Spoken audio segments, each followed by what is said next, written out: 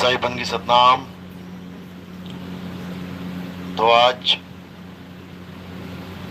पानीपत में परमपिता परमात्मा के मूल ज्ञान का प्रचार होने जा रहा है। बहुत बड़े भाग होते हैं उन जीवों के जो अपने पूरे जीवन काल में एक बार भी इस मूल ज्ञान को सुन पाते हैं, और उससे भी बड़े भाग होते हैं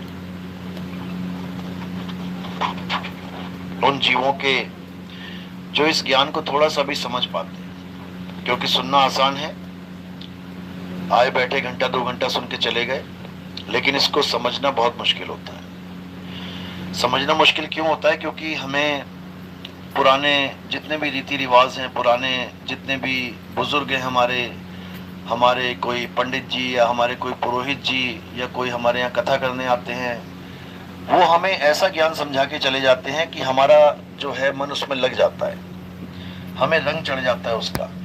अब वो ज्ञान सही है या नहीं है इससे कोई मतलब नहीं, क्योंकि घर में जो कुछ आज तक बताया जा रहा है वही सब सुनते जा रहे हैं। एक आस्था बन जाती है, एक विश्वास बन जाता है।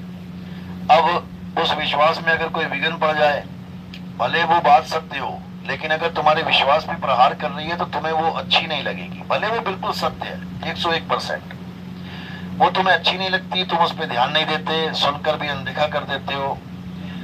तो इस कारण ये ज्ञान जल्दी किसको समझ में नहीं आता। हाँ, पुराने ढंग की कोई बात करते हैं, 2-4 भजन गा दें, वो समझ में आ जाता है, भीड़ लग जाती है। लेकिन जो संतों का काम होता है वो भीड़ लगाना नहीं होता है। संतों का काम होता है सत्य बताना। संत इस दुनिया में आते हैं सत्य बताने के लिए, भीड़ लगाने के लिए नहीं।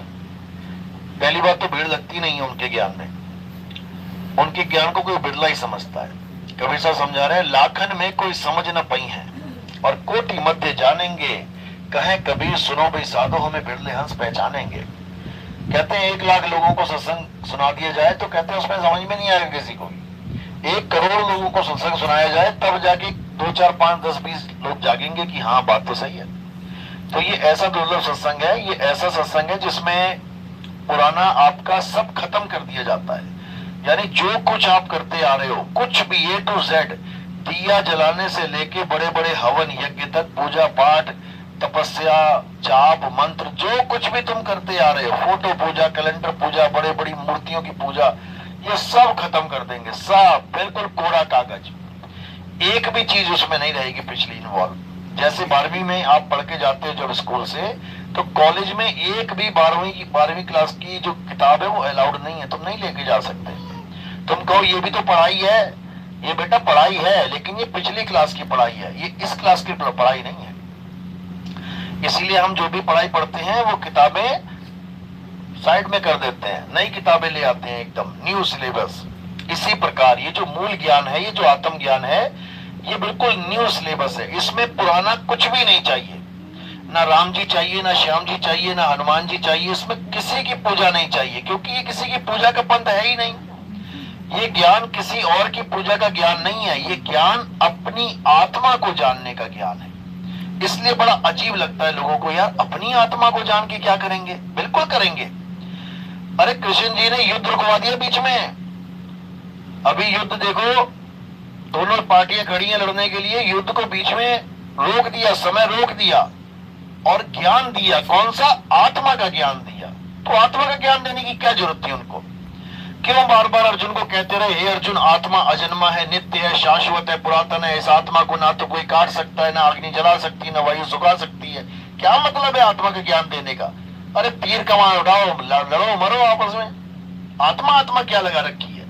क्योंकि आत्मा का ही ज्ञान सर्वोपरि ज्ञान है, समझ लो। तो आज उसी आत्मा के ज्ञान को अच्छे से समझेंगे ताकि सबका कल्याण हो, मालिक सब पर दया करे। तो आज का सत्संग शुरू करने से पहले परमात्मा के नाम पे जयकारा लगाएंगे और फिर सत्संग शुरू करेंगे। बोलिए परमपिता परमात्मा की जय, सदगुरु बंदी छोड़ कबीर साहिब की जय, सभी संतों की, सभी भक्तों की, सदगुरु मदन पति साहिब की, दीवान जवाहर पति साहिब की, सदगुरु वैराग पति साहिब की, कलीनापुर धाम की, सभी संतों की, इस गांव नगर बस्ती की, सत्संग कराने वालों की, इनके माता पिता की, इनके बाल गोपाल की, सकल हंस को बंदगी, साहेब बंदगी सतनाम। तो कबीर साहब यही समझा रहे हैं कि जब लगना चीनोगे आत्म, तब लगना मिली है परमात्म। यानी हर इंसान परमात्मा को पाना चाहता है, लेकिन गलती कहां कर रहा है? वो अपने मन से ही किसी को भी परमात्मा बना के बैठ गया है। सबसे बड़ी गलती यही है। हिंदू किसको बना के बैठ गए परमात्मा? कि राम जी परमात्मा है, शंकर जी परमात्मा है, शेरा वाली माता परमात्मा है, वो परमात्मा है, यो परमात्मा है। दुनिया भर के परमात्मा बना लिए। अब दुनिया भर के परमात्मा बना लिए तो दुनिया भर के मंदिर बनेंगे। अब बन गए मंदिर। ये किसका मंदिर है? ये जानकी राम का मंदिर है। ये किसका? ये राधे श्याम का मंदिर है। ये किसका? हनुमान का मंदिर है। यानी सारे ही परमात्मा बना लिए A to Z। भगवान भी परमात्मा बन गया, उसका दास भी परमात्मा बन गया, हनुमान भी परमात्मा बन गए, राम भी परमात्मा बन गए। जितने मर्जी बना लो। मुसलमानों ने क्या कर लिया? मस्जिदें बना ली कि परमात्मा की ये मस्जिद है। सिखों ने परमात्मा के गुरुद्वारे बना लिए। ईसाइयों ने चर्चे बना ली परमात्मा के नाम पे। जबकि चारों को पता है परमात्मा एक है। चारों धर्मों में यही लिखा है कि परमात्मा एक है। और उसने क्या किया? सूरज बनाया, चांद बनाया, धरती बनाया, आसमान बनाया, दुनियादारी बना के परमात्मा गुप्त हो गया। चलो ठीक है, मान लिया। तो भाई चारों किताबों में यही तो लिखा है। हिंदुओं की किताब में लिखा है भगवान ने सूरज चांद सितारे बनाए। मुसलमानों की किताब में लिखा है अल्लाह ने सूरज चांद सितारे बनाए। ईसाइयों की किताब में लिखा है गॉड ने सूरज चांद सितारे बनाए। सिखों की किताब में लिखा है अकाल पुरख ने सूरज चांद सितारे। अरे सूरज चांद सितारे अगर चारों ने बनाए हैं तो 4 सूर्य होने चाहिए थे। यहाँ पे 4 चांद होने चाहिए। लिखा है 4 चांद लग गए। तो 4 चांद दिखाओ भी तो, लग तो गए। है कहाँ 4 चांद? धरती भी अलग अलग होनी चाहिए थी। मुसलमानों के अल्लाह ने ये बनाई है, यहाँ मुसलमान रहेंगे। हिंदुओं ने ये बनाई है, हिंदू भगवान यहाँ हिंदू रहेंगे। ऐसा कुछ नहीं है। एक ही धरती, एक ही चांद, एक ही सूरज। और जितने भी धर्म देखोगे उसमें यही बता रखा है कि हमारे भगवान ने बनाया, हमारे भगवान ने। अब बुद्धिमान को ये समझ लेना चाहिए कि चारों किताबों में यही लिखा है कि भगवान ने दुनिया बनाई है, अल्लाह ने दुनिया बनाई है, वाहेगुरु ने दुनिया बनाई है, गॉड ने दुनिया बनाई है। तो ये अल्लाह, गॉड, वाहेगुरु अलग अलग नहीं है। समझदार इसको समझ सकता है, लेकिन ना समझ केवल नाम के चक्कर में पड़ जाता है। भगवान अलग है, अल्लाह अलग है, हमारा थोड़ी नहीं है। अल्लाह मुसलमानों का है। अरे वो वही है जिसने सूरज चांद सितारे बनाए हैं। तेरे भगवान ने बनाए हैं ना? हाँ, मेरे भगवान ने बनाए हैं। तो अल्लाह उसी का दूसरा नाम है, गॉड उसी का तीसरा नाम है, वाहेगुरु उसी का चौथा नाम है। जैसे पानी पीते हो ना, कितने नाम है? पहला नाम है जल, दूसरा नाम है वाटर, तीसरा नाम है पानी, चौथा नाम है नीर, पांचवा नाम है तोय, छठा नाम है जौल। और अलग अलग दुनिया में जितने देशों में जाओगे नाम ही नाम है। तो लड़ते रहोगे, झगड़ते रहोगे। देखो भाई गाड़ी तो करते रहोगे क्या? लड़ाई झगड़ा करते रहोगे क्या नामों के पीछे? अरे नामों के चक्कर में नहीं पड़ना है, तत्वों को जानना है। जल क्या है, वाटर क्या है, नीर क्या है, तोय क्या है। जब तुम उसके तत्व ज्ञान में आ जाओगे तब तुम्हें पता लग जाएगा कि हाइड्रोजन और ऑक्सीजन ही जल है। हाइड्रोजन और ऑक्सीजन का मेल H2O ही पानी है, H2O ही नीर है, H2O ही तोय है। फिर तुम नामों के चक्कर में नहीं आओगे, फिर तुम उसके तत्व ज्ञान में आ जाओगे। यानी H2O ही हमारी प्यास बुझाता है, उसी का नाम जल, वाटर, नीर, तोय, पानी है। यानी सारे झगड़े खत्म। लेकिन हम क्या करते हैं? हम केवल नामों के चक्कर में पड़ जाते हैं कि हम भगवान को मानते हैं, हम अल्लाह को नहीं मानते। एक बिल्कुल ऐसा हो गया जैसे हम जल को मानते हैं, हम वाटर को नहीं मानते। अरे भैया वो भी वही है। लेकिन ये कैसे समझ में आए? ये तब समझ में आता है जब हमारे जीवन में कोई तत्वदर्शी संत आता है। अध्याय 4 34वां श्लोक यही समझा रहे गीता में। हे अर्जुन, अगर तुम सत्य को जानना चाहते हो, असत्य को तुम जान ही चुके हो। ये जितने देवी देवताओं की पूजा चल रही है सब असत्य है, झूठ है। ये असत्य को तुम जान ही चुके हो। लेकिन अगर सच में सत्य को जानना चाहते हो तो कहां जाना है? तो तुम ऐसे तत्वदर्शी संत की शरण में जाओ जिसने परम तत्व को जान लिया, जिसने सत्य को जान लिया। जिसने सत्य को जान लिया वो तुम्हें भी बता देगा सत्य क्या है। जिसने करंट का झटका खा लिया वो तुम्हें भी समझा देगा कि झटका कैसे लगेगा, तुम भी लगवा लेना।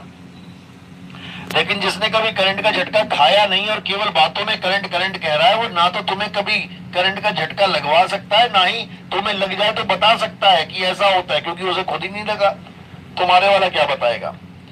तो गीता में पूजा पाठ करने वाले या हरे कृष्णा राधे राधे जपने वालों का उसकी महिमा नहीं गाई है, उनको तो दर किनारे कर दिया गया है, बिल्कुल बिल्कुल किनारे।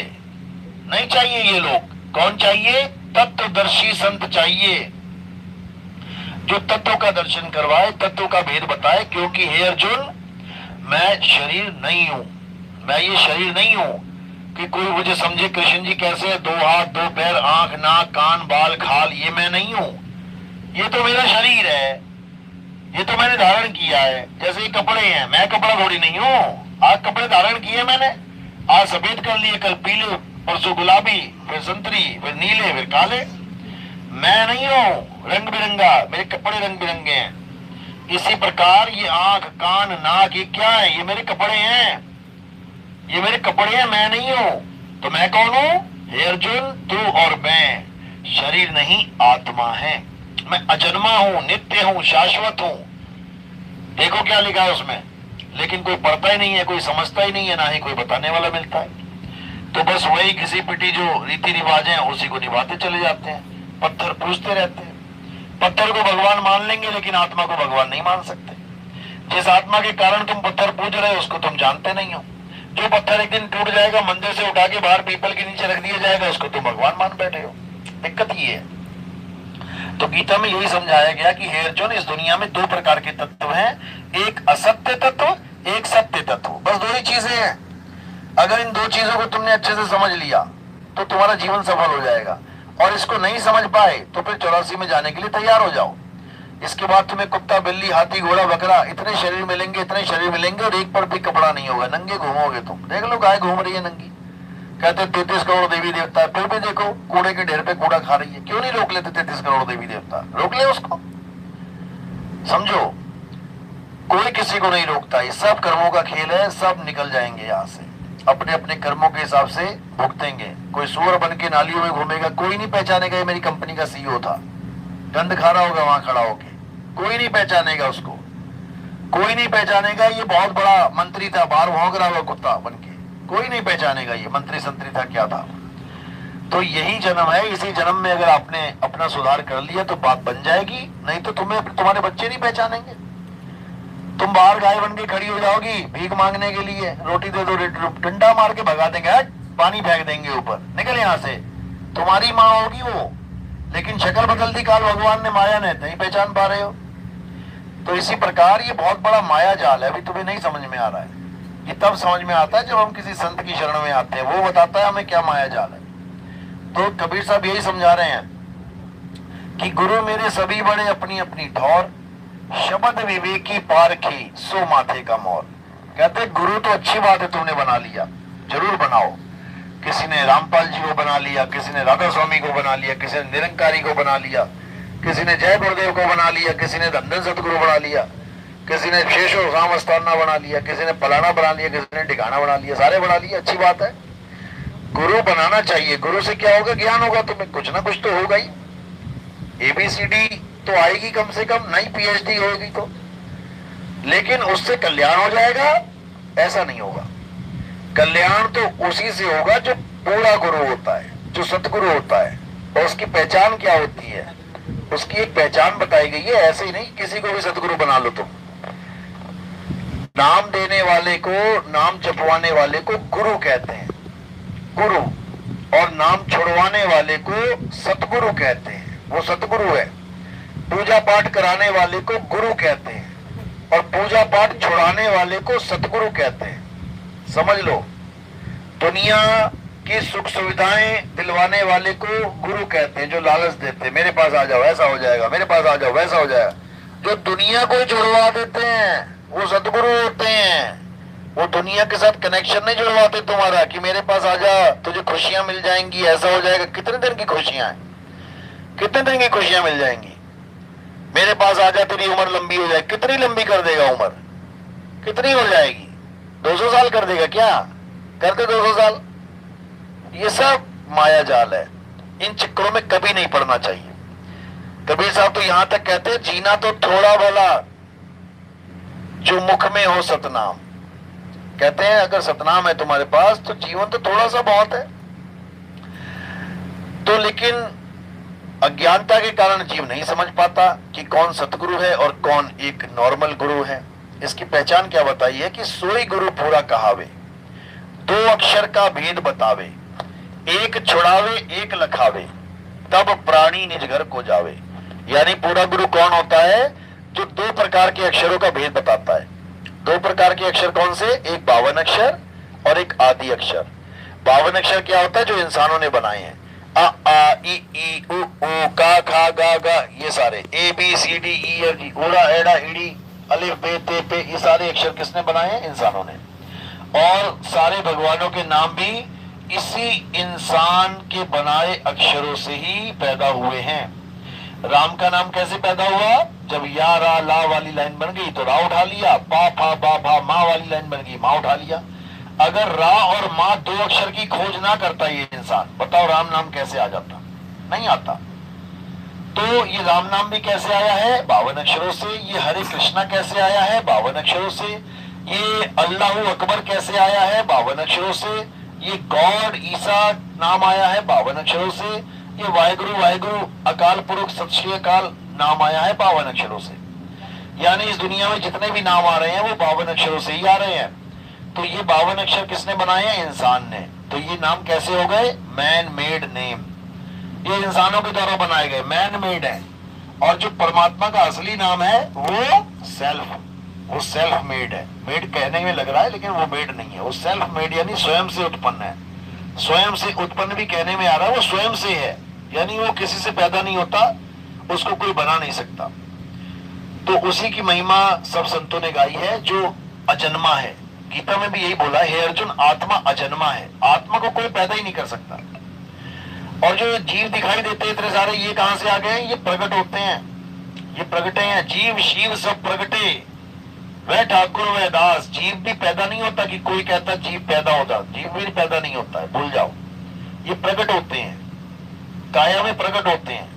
काया बनती है गर्भ में, लेकिन इसमें जीव कैसे प्रकट होगा? अगर पैदा होता है गर्भ में तो सारे पैदा ही हो जाए, मरा हुआ बच्चा क्यों पैदा होता है फिर? क्योंकि गर्भ में केवल शरीर बनता है, जीव तो उसमें प्रकट होता है आके। जीव शिव सब प्रगटे, वह ठाकुर वह दास, कबीर और जाने नहीं राम नाम की आस। यानी ना तो जीव और ना ही शिव, इन दोनों में आस्था नहीं लगानी है, इन दोनों से किनारे हो जाना है। जीव क्या है? ये जो दुख भोग रहा है। और शिव क्या है? निराकार ब्रह्म, जो कहते हैं मैं ब्रह्म हूं, ब्रह्म ज्ञान है, ब्रह्म ये ब्रह्म वो, उसको भी त्याग दो। कबीर साहब कह रहे ब्रह्म बड़ा की जहां से आया, वेद बड़ा की जिन निर्माया, ई मन बड़ा की जी मन माना, राम बड़ा की राम ही जाना। यानी अब ना तो जीव अवस्था में रहना है और ना ही शिव अवस्था का ध्यान करना है। तो क्या करना है?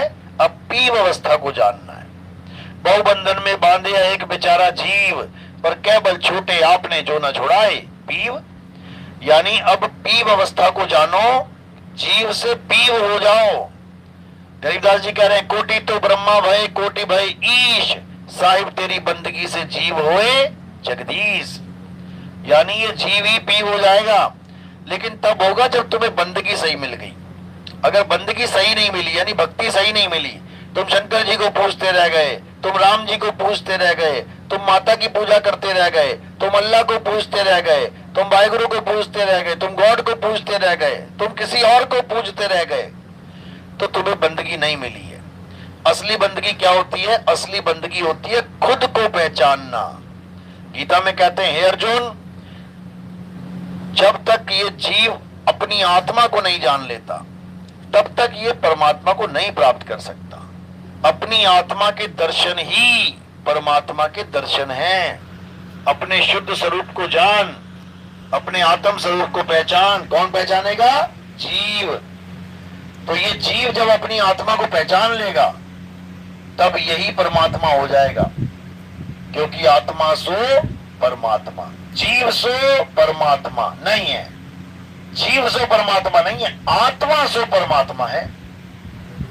आत्मा सो परमात्मा का मतलब है जब हम अपने असली स्वरूप में, सत्य स्वरूप में आ जाते हैं तो हम में और परमात्मा में कोई भेद नहीं रह जाता, जिसको कबीर साहब भी कहते हैं जो तू सो हम, यानी अब हम दोनों में कोई भेद नहीं है।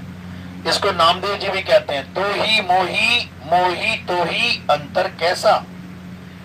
इसको सब यही बताते हैं कि अब हम दो नहीं है। लाली मेरे लाल की जिद देखो तो लाल, लाली देखण मैं गई, मैं ही हो गई लाल। यानी अब मैं जिस लाली को देखने के लिए गई थी मैं ही लाल हो गई, और किसको देखूं और किसको ना देखूं, दोनों एक ही हो गए। गंगा चली समुद्र के दर्शन करने, समुद्र के दर्शन करते ही वो समुद्र ही हो गई। वो गंगा नदी मिलते ही समुद्र में समुद्र ही हो गई। अब कौन समुद्र और कौन गंगा, एक ही हो गए हैं। इसी को बोला है अब तो जाए चढ़े सिंहासन, मिले हैं सारंग पानी, राम कबीरा एक भय है, कोई ना सके पहचानी। लेकिन ये बात तब समझ में आती है जब आपकी किस्मत में परमात्मा मोहर लगा देता है कि ठीक है भाई, इसकी मुक्ति करवा देते हैं इस बार, ठीक है। ये मेरी बात तब समझ में आएगी, नहीं तो तुम सारी उम्र सत्संग सुनते रहना, तुम्हें पता ही नहीं लगेगा मैं बोल क्या रहा हूं, तुम्हें हवा भी नहीं लगेगी ये कह क्या रहा है, समझ में ही नहीं आएगी तुम्हें। आज 5-5 साल के बाद लोगों के फोन आते हैं, गुरुजी 5 साल से सत्संग सुन रहा हूं आपका लगातार, अब जाके समझ में आ रहा है। इतना टाइम लग जाता है, 5-5, 6-6, 7-7 साल। कोई ये ना सोचे कि एक ही सत्संग में उसका काम हो जाएगा। हाँ, पुराना संस्कारी जीव है, बिल्कुल हो जाएगा। पुराने सत्संग सुने हुए उसने पिछले जन्मों में संस्कार जागा हुआ है, बिल्कुल हो जाएगा।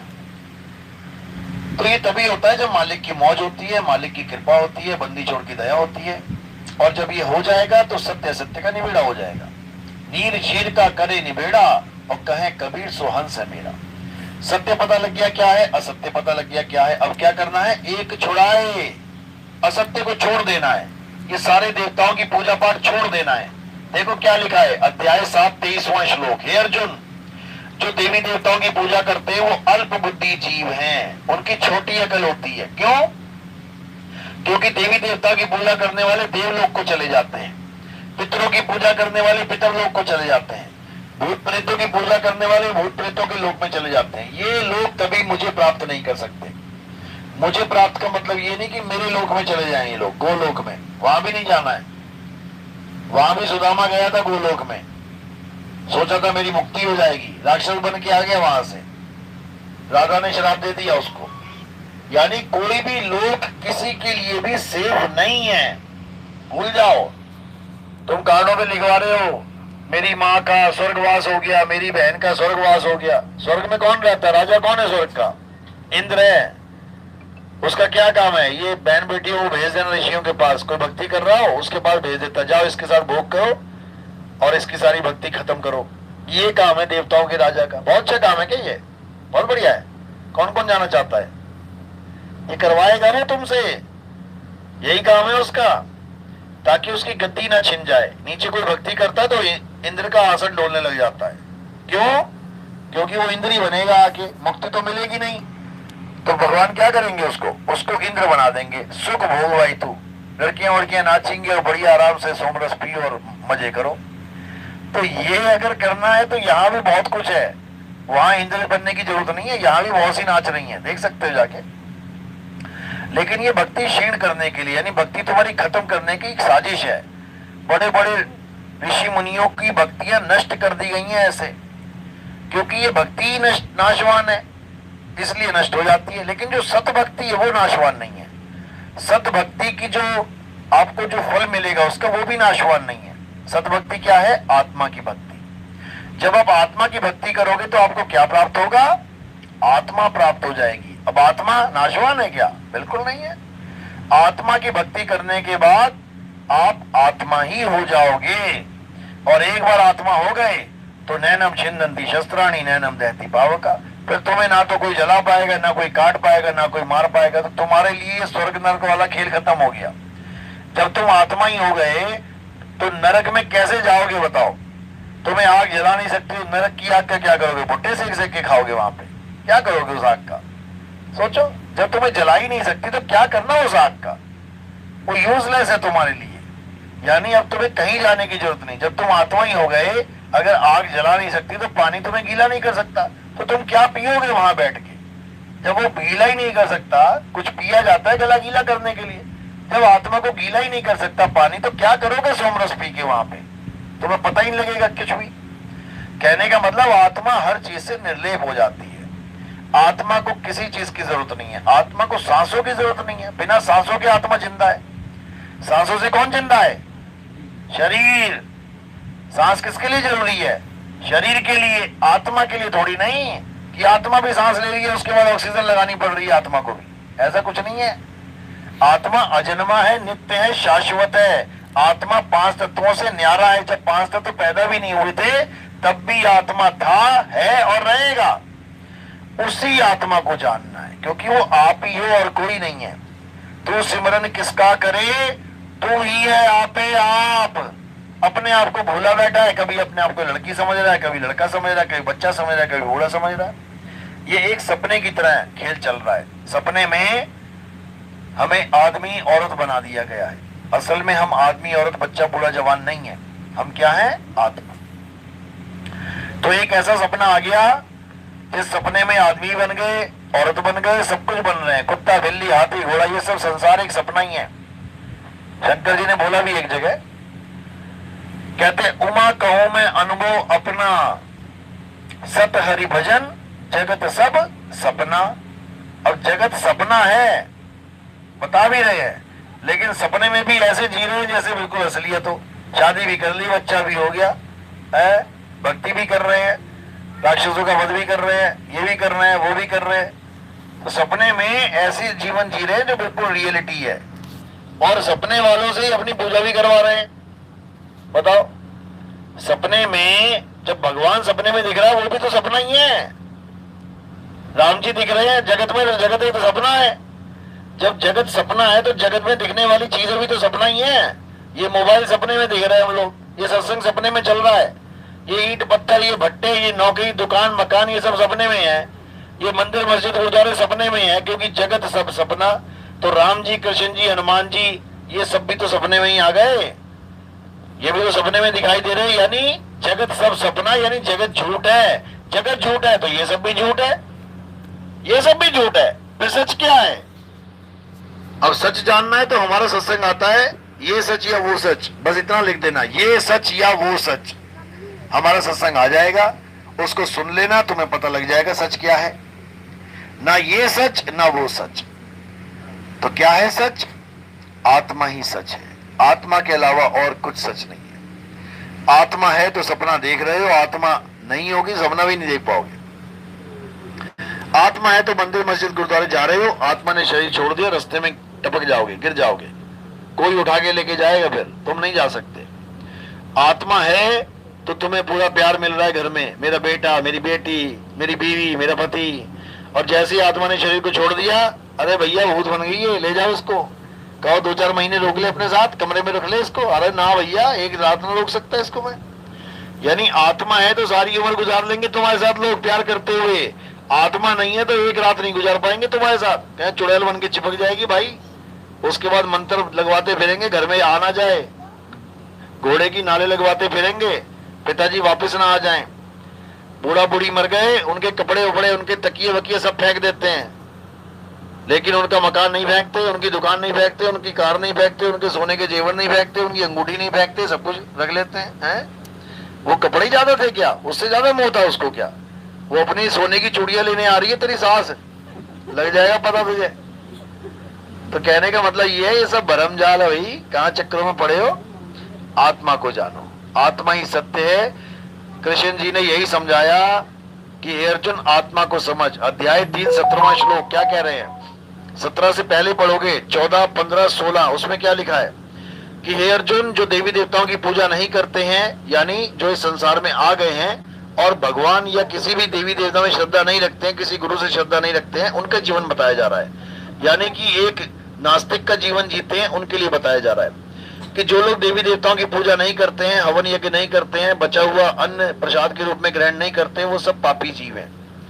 यानी कि एक तरफ बताया जा रहा है कि ये सब करो, पूजा पाठ करो, हवन करो, यज्ञ करो, देवताओं को पूजो, उसके साथ ही क्या बताया जा रहा है, किंतु अध्याय 3 17वां श्लोक किंतु से स्टार्ट होता है। किंतु जो लोग अपनी आत्मा में रमण करते हैं, जो लोग अपनी आत्मा में तृप्त हैं, जो लोग अपनी आत्मा में संतुष्ट है, उनके लिए कोई धार्मिक कर्म कर्तव्य लागू नहीं होता। खत्म।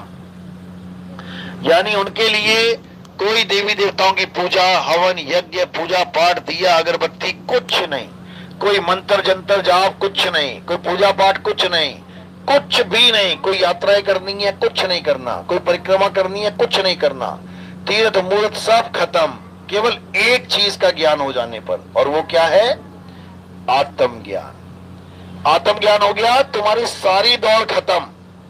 ना तुम्हें मक्का जाने की जरूरत है, ना तुम्हें काशी जाने की जरूरत है। यही समझा रहे, जल में मीन प्यासी, मोहे देखत आवे हासी, आत्म ज्ञान बिना नर भटके, कभी काबा कभी काशी।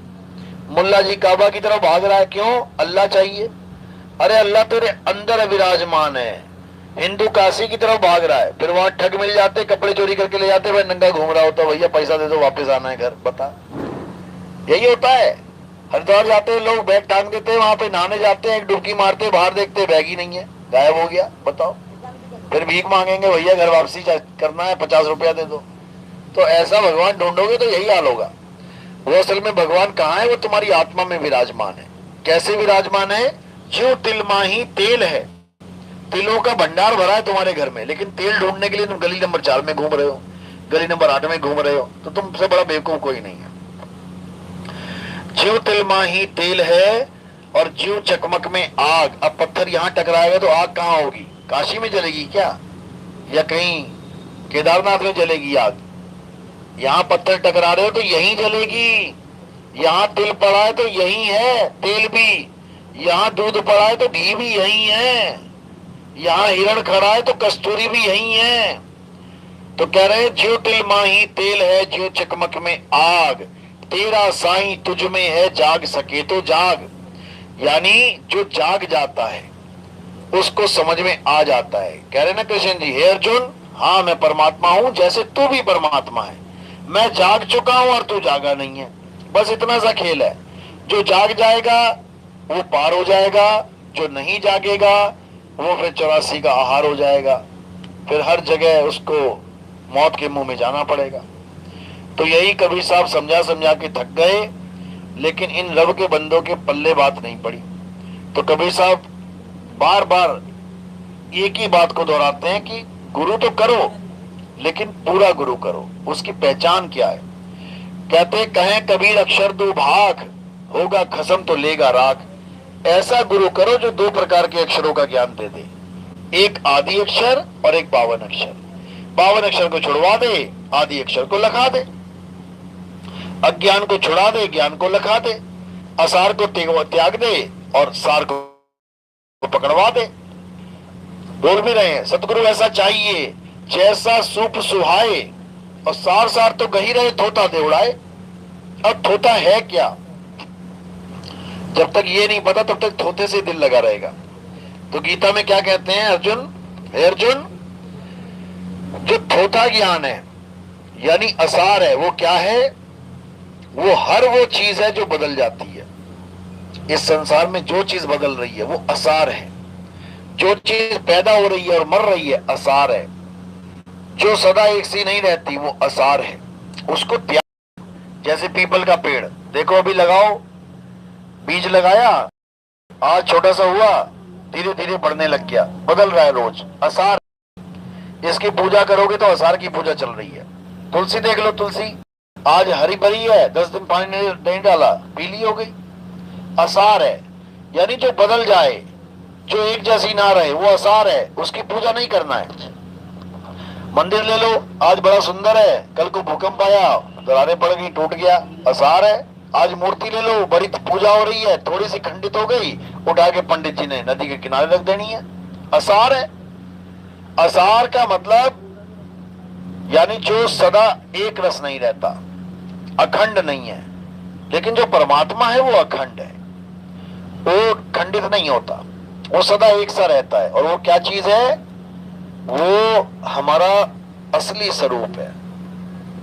हमारा असली स्वरूप क्या है? हमारा असली स्वरूप परम आत्मा है।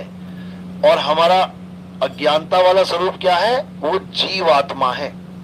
अभी हम जीवात्मा बने बैठे हैं, अज्ञानी है। जब हमें ज्ञान हो जाएगा, अपने असली स्वरूप का पता लग जाएगा, तो हमारा ही स्वरूप परमात्मा स्वरूप हो जाएगा। इसका मतलब ये नहीं कि तुम्हारा शरीर नहीं मरेगा, शरीर तो मरेगा, शरीर तो मरा ही हुआ है, वो तो तुम चला रहे हो। जैसे पंखा ये मरा ही हुआ है, ये अपने आप नहीं चलता, ये तो करंट लगा दिए तो दौड़ रहा है। करंट की तार हटा दो, देखते हैं जिंदा है कि मुर्दा है, चलता है कि नहीं चलता है, नहीं चलेगा। करंट की तार लग गई तो भाग रहा है, तुम्हें लग रहा है जिंदा है, 200 की स्पीड में भाग रहा है। इसी प्रकार ये शरीर तुम्हें लग रहा है जिंदा है, मेरी माँ जिंदा है, मेरा भाई जिंदा है, मेरी बेटी जिंदा है। जिंदा नहीं है, जिंदा किया गया है उसको। किसने किया जिंदा? इस आत्मा ने जिंदा कर रखा है। और जैसे ही आत्मा छोड़ देगी शरीर को, ये ऐसे गिर पड़ेगा पत्ते की तरह। असल में ये पहले भी मुर्दा था, ये आज भी मुर्दा है। ये जिंदा दिखाई दे रहा है, क्यों? क्योंकि चल रहा है, खा रहा है, पी रहा है, दिल धड़क रहा है, सांस चल रही है, तो हमने मान लिया जिंदा है। ऐसे तो कार भी चल रही है, सांस ले रही है, देखो पीछे हवा निकल रही है उसके, देखो हॉर्न भी बजा रही है, इंजन भी चल रहा है। ये हमारा भी इंजन चल रहा है, दिल की धड़कन, कार का भी इंजन चल रहा है, तो कार को भी जिंदा कह दो? नहीं है जिंदा। केवल चलना, खाना, पीना, देखना, इसको जिंदा नहीं कहते हैं। जिंदा का मतलब है जो सदा सदा जीवित रहे, वही जिंदा है। जीव सोई जो जुग जुग जीवे, उत्पत परलय माही, देह धरे भर में 84 निर्भय कबो नाही। जिंदा वो है जो सदा जिंदा रहे। जो मर जाए वो काहे का जिंदा है? और जो मरा हुआ है वो सदा ही मरा हुआ है, बस जिंदा आभास हो रहा है। पंखा लगा के तुम 10 साल टांगे रहो, मुर्दा है, कैसे चलेगा? लेकिन जिस दिन तुमने कनेक्शन ले लिया सरकार से बिजली का, और जिस दिन तुमने करंट लगा दिया उसमें, वो भागने लग जाएगा। यानी मुर्दे में जीवित, मुर्दे को तुमने जीवित कर दिया है। कितने समय के लिए? जितने समय के लिए तार लगी हुई है वो मुर्दा ही है। मुर्दा भागने लग गया, तुम्हें लग रहा है जिंदा है वो। तो इसी प्रकार ये 5 तत्व मुर्दा हैं। आकाश मुर्दा है, वायु मुर्दा है, अग्नि मुर्दा है, जल मुर्दा है, थल मुर्दा है। लेकिन यही 5 तत्व जब ये शरीर बन के बैठ गए और बीच में लग गया करंट, अब देखो कैसे बोल रहा है ये शरीर, समझो। तो ये सारे यंत्र इस शरीर में फिट हैं, और जो कुछ भी हो रहा है ये हमें लग रहा है कि ये सब चल रहे हैं, खा रहे हैं, पी रहे हैं अपने आप। कोई अपने आप नहीं चल रहा है, चलाया जा रहा है करंट के द्वारा, आत्मा के द्वारा। तो अब क्या करना है? अब बाकी चीजों को त्यागना है। पूजा पाठ जितना कर लिया, बहुत अच्छी बात है। अब जितना जीवन शेष बचा है उसमें क्या करना है? अपनी आत्मा को जानना है, केवल अपनी आत्मा को जानना है और कुछ नहीं करना है। जब अपनी आत्मा को, यानी अपने सत्य स्वरूप को, अपने आत्म स्वरूप को जान लोगे, तो तुम में और परमात्मा में कोई भेद नहीं रहेगा। परमात्मा ढूंढने की जरूरत नहीं पड़ेगी, तुम ही परमात्मा हो जाओगे। समझ लो। तो कह रहे हैं, स्वासा की कर सिमरनी कर अजपा का जाप, परम तत्व का ध्यान धर, सोहम आपे आप। तुम ही सोहम हो जाओगे, यानी जो तू सो हम, जैसा तू वैसे हम, भेद नहीं रह जाएगा कोई। यानी परमात्मा की खोज खत्म हो जाएगी, तुम्हें खुद में ही परमात्मा मिल जाएगा। अगर परमात्मा को पाना ही हमारा जीवन का एकमात्र लक्ष्य होता, तो परमात्मा खुद ही बीच में खड़ा हो जाता आके कि लो भैया मैं परमात्मा में दर्शन कर लो, मुक्त हो जाओ सारे। क्यों नहीं खड़ा हो रहा बीच में आके? क्यों नहीं खड़ा हो जाता परमात्मा? क्योंकि परमात्मा तुम्हारे बीच में आके खड़ा भी हो जाए तब भी तुम्हारी मुक्ति नहीं होगी, क्योंकि तुम परमात्मा की पूजा करने लग जाओगे फिर कि परमात्मा आ गए पूजा करो, जबकि वो चाहता है कि तुम खुद को जानो। तुम्हें खुद को जानना है। तिल से तेल की पूजा नहीं करवानी है, तिल में से तेल निकालना है। अगर तिल दूसरे तेल की पूजा करता रहेगा तो उसमें से तेल क्यों निकलेगा? कभी नहीं निकलेगा। अगर दूध सामने घी की पूजा करने लग जाएगा तो उसमें पड़ा हुआ घी कब निकलेगा? कभी नहीं निकलेगा। तो कबीर साहब यहाँ पे अपनी पूजा करवाने नहीं आते। कबीर साहब यहाँ पे खुद को परमात्मा बोल के सबसे अपनी भक्ति करवाने नहीं आते। कबीर साहब यहाँ आते हैं तुम्हें तुम्हारा स्वरूप ज्ञान देने के लिए कि तुम अपने असली स्वरूप को जानो। ये आदमी औरत ये क्या, ये मिट्टी है ये, और ये मिट्टी में मिल जाएगी। तुम क्या हो ये जानो। ये बताने के लिए कबीर साहब यहां पे आते हैं। तो साहिब समझा रहे हैं कि जो तंत्र मंत्र देते हैं वो अधूरे गुरु हैं, और जो स्वरूप ज्ञान देते हैं वो पूरे गुरु हैं। अरे तंत्र मंत्र देत फिरत हैं माया के अभिमाना, कहते घर घर मंत्र देत फिरत हैं माया के अभिमाना, और गुरु व सहित शिष्य सब बूढ़े, अंत काल पछताना, साधो देखो ये जग बौराना। यानी जो लोग मंत्र जंत्र देके लोगों का जीवन बर्बाद कर देते हैं, कहते हैं उनकी बहुत दुर्गति होती है। वो खुद भी जाते हैं 84 में, अपने चेलों को भी लेके जाते हैं। समझ लो। तो क्या कह रहे हैं, गुरुआ तो घर घर फिरे कौड़ी केर 50, अपने रूप की खबर नहीं शिष्य करण की आस। यानी गुरु को अपने रूप की खबर नहीं है कि मैं क्या हूं, और चेले मूंढने में लगा हुआ है, तो दोनों की दुर्गति हो जाएगी। गुरु को क्या चाहिए, गुरु पहले अपने स्वरूप को जाने, स्वरूप ज्ञान होना चाहिए गुरु को। फिर क्या होगा, फिर गुरु चेले को अपना स्वरूप लगाएगा। गुरु चेले को अपना स्वरूप देता है, चेले को चेला नहीं रहने देगा। वो कीट न जाने भृंग को गुरु कर ले आप समान। तुम्हें लड़का या लड़की नहीं रहने देगा तुम्हारा गुरु। क्या बना देगा तुम्हें, आत्मा बना देगा तुम्हें, आत्मा। जब तुम आत्मा बन जाओगे तो कब मरोगे, फिर कितने साल बाद, कभी नहीं। तो क्या हो गए तुम, अमर। साहिब कहते हैं अमर करूं सतलोक पठाऊं, ताते बंदी छोड़ कहाऊं। कहते हैं हमारी वाली भक्ति में तुम भगत नहीं रह जाओगे कि किसी भगवान की भक्ति कर रहे हो। तुम्हें भगवान बना देंगे हम, अमर कर देंगे, अमर। ये मरना जन्मना खत्म कर देंगे तुम्हारा, और तुम सदा सदा के लिए मुक्त हो जाओगे। इसी को बोला साहिब तेरी बंदगी से जीव होए जगदीश। यानी वो गंगा नदी गंगा नहीं रहेगी, अब उस गंगा को समुद्र में डाल के समुद्र बना लेंगे, ताकि उसके ऊपर कोई बांध ना लगा सके। कितने बांध लगे हमारे ऊपर, कितने बांध हैं, 84 लाख बांध लगे हुए हैं हमारे ऊपर। एक आत्मा पे 84 लाख बार बांध लगा रखे हैं। किसने, किसने लगाए पता है, अलख निरंजन ने, अलख निरंजन ने बांध लगा रखे हैं। किसी को आदमी बना रखा है, किसी को औरत बना रखा है। भोले शंकर को आदमी बना दिया और पार्वती को औरत बना दिया, राम को आदमी बना दिया, सीता को औरत बना दिया, कृष्ण जी को आदमी बना दिया, राधा को औरत बना दिया। जबकि ये आदमी और औरत नहीं है, ये आत्मा है। तुम्हें भी आदमी बना दिया, तुमको औरत बना दिया। अब शादी करो, बीवी बच्चे बन जाओ, करते रहो, यहाँ पे खेल खेलते रहो। तो ये खेल कब खत्म होगा, जब हम अपने आप को आत्मा करके जानेंगे, जब हम आत्मा ही हो जाएंगे। उसके बाद इस खेल में आने का मतलब ही नहीं है, क्योंकि ये नाशवान शरीरों का खेल है। यहाँ पर जो आएगा वो जाएगा, जो करेगा वो भरेगा। ये खेल ही ऐसा है, कौन आएगा इसमें खेलने के लिए। तो जो मुक्ति चाहते हैं वो इस संसार में नहीं आना चाहते हैं, जो बंधन में रहना चाहते हैं वो बार बार आना चाहते हैं। मुक्ति नाम से एलर्जी है कई लोगों को। कहते हैं मुक्ति क्या होती है, मुक्ति लेके क्या करेंगे। ठीक है, तो 84 लेके ले क्या लेना है तुमने, सुअर बन के आ जा। देख फिर एक वृंदावन का बाबा बैठा हुआ है, आजकल बड़ा प्रसिद्ध हो रहा है। उससे किसी ने पूछा, महाराज जी ये वृंदावन में जो कुत्ते सुअर हैं ये हमें टच करके चले जाते हैं, हमें अशुद्ध कर देते। कहते ना ना ना ना ना, ये अशुद्ध नहीं करते, ये कुत्ता सुअर मत समझना इसको। ये तो हमारे परम हंस हैं जो वृंदावन में सारा जीवन भक्तियां करके गए हैं। ये तो वृंदावन की शोभा बढ़ाने के लिए कुत्ता और सुअर बन के आ गए हैं वापस। बताओ, यही रह गए कुत्ता और सुअर शोभा बढ़ाने के लिए। 2-4 सुअर अपने आश्रम में रख ले, बीच में पंडाल में रख लिया कर 2-4 सुअर। तो ऐसे अज्ञानी जीव गुरु बने बैठे हैं, तो क्या किया जाएगा। जबकि कबीर साहब समझा रहे हैं ये 84 के ढोर हैं, ये अपने चेलों को भी सुअर बनाएंगे, खुद भी सुअर बनेंगे ये लोग। जब परमहंसों को सुअर बना दिया, जो भगवान के पास जाके मुक्त हुए उसको सुअर बना दिया इन लोगों ने, तो ये भी सुअर ही बनेंगे। क्योंकि इनको समझ में ही नहीं आ रहा 84 का खेल क्या है। इनको लग रहा है कृष्ण कृष्ण कृष्ण, राधा राधा राधा। इनको ये नहीं समझ में आ रहा कि ये भी खुद फंसे हुए हैं जंजाल में। ये खुद फंसे हुए हैं सारे, जितने भी देवी देवता तुम्हें दिख रहे हैं सब फंसे, सब श्रापित है, श्राप लगते हैं सबको। विष्णु जी को श्राप दिया, किसने दिया?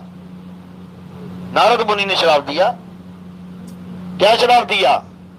कि जैसे तूने मुझे औरत के लिए तड़पाया है तू भी तड़पेगा। तो राम जी बन के आ गए, तड़पे भी। 14 साल का वनवास हो गया, घरवाली को उठा के ले गया रावण। यहां पर मामला खत्म हो जाना चाहिए था। फिर क्या हुआ? फिर एक गलती कर दी, बाली को मार दिया, वो भी चोरी छुपके। क्षत्रिय धर्म क्या कहता है कि आमने सामने आओ, देख लेते किसमें है कितना दम।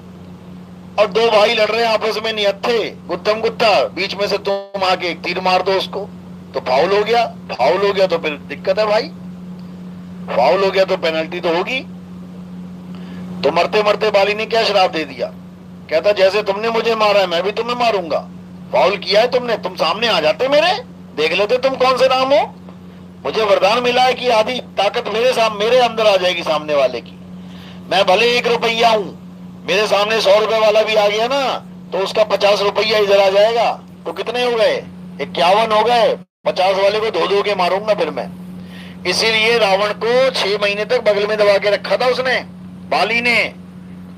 जिस रावण को राम अकेले नहीं मार पाए, पूरी सेना लेके जा रहे हैं बांदरों की और इसकी और उसकी सबकी, अकेले बाली ने 6 महीने दबा के रखा था रावण को। और मरते मरते बोला भी उसने कि आप उस रावण को आप चाहते हो, अरे मुझे एक बार हुक्म दिया होता उसको उठा के लेके आता मैं वहां से, लेकिन तुमने धोखे से मुझे मार दिया।